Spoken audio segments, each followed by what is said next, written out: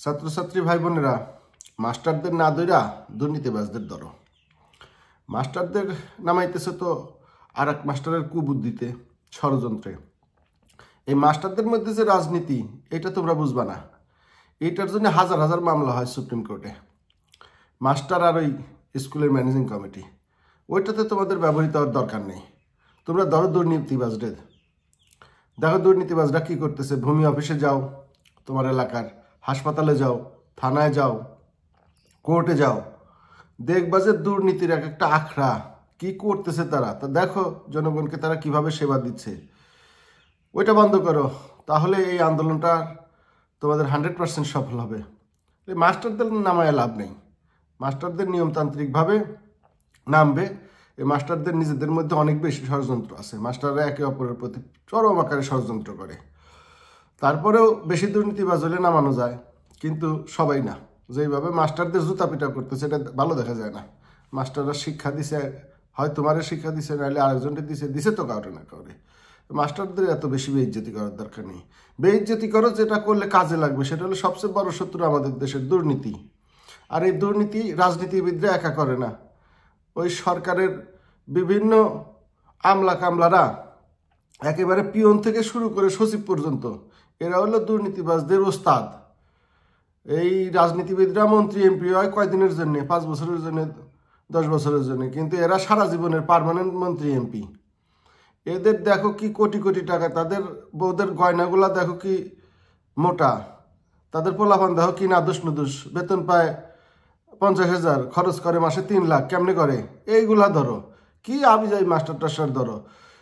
হাসপাতালে যাও, দেখো ওষুধ যেগুলো রোগীদের ওষুধ, সেগুলো কি করতেছে, বাইরে বেচে ফেলতেছে কিনা, হাসপাতালে গেলেই চিকিৎসা দিচ্ছে কিনা, ঠিক মতো টাইম মতো ডাক্তাররা স্টাফরা সময় মতো অফিসে আসতেছে কিনা, সময় মতো যাইতেছে কিনা।